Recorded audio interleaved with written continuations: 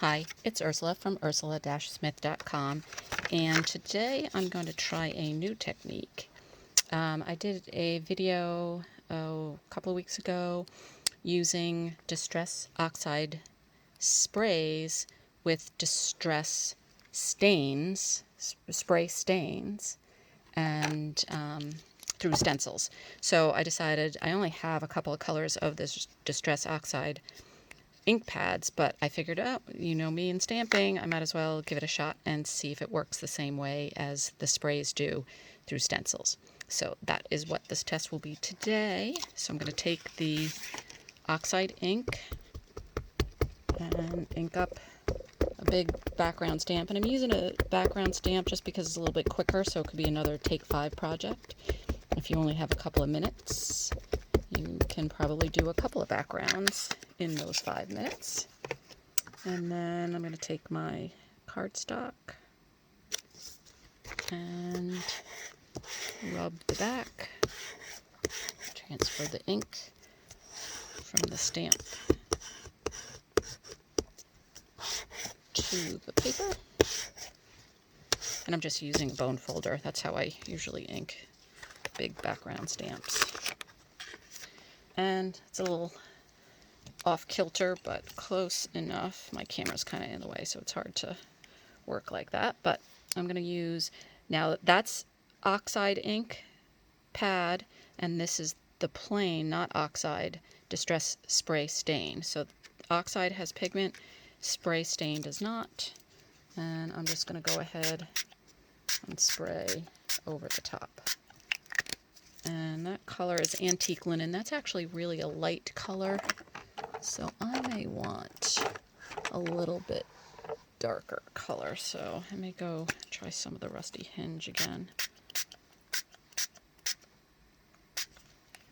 And then you can see that it does resist.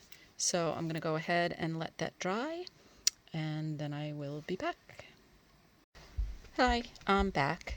And so I want to show you, I took a dryer to the stamped background, and so you can see it does go lighter as it dries. This is still pretty wet over here, but definitely the image from the stamp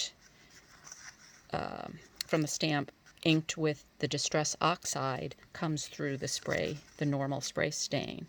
And the other thing you'll notice is the color did change. That's Mermaid Lagoon on the stamp, and then I went over it in Rusty Hinge and came out a little, I would say a little greener maybe.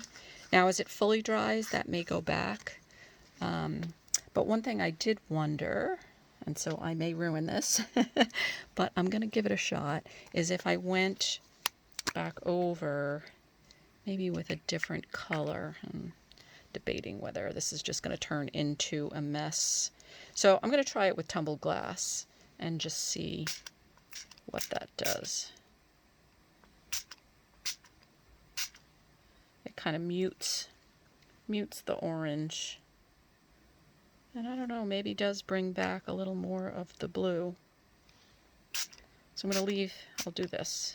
I'll do it up here on this half and let that dry. And then I will be back. Oh, before I do that though, I wanted to show you I did do it with a different color. So here's another stamp, and I stamped with Rusty Hinge and then sprayed with so Rusty Hinge Distress Oxide ink pad, and then the Bundled Sage spray stain. And this part's drier. You can see it's a little bit lighter, and then that's still wet. So when it fully dries, I will be back. Hi, I'm back, and I wanted to show you the fully dried examples. These examples were stamped with Distress Oxide ink, and then I sprayed over them with normal Distress spray stain. And the Oxide's ink resisted the spray, and so that's the final effect.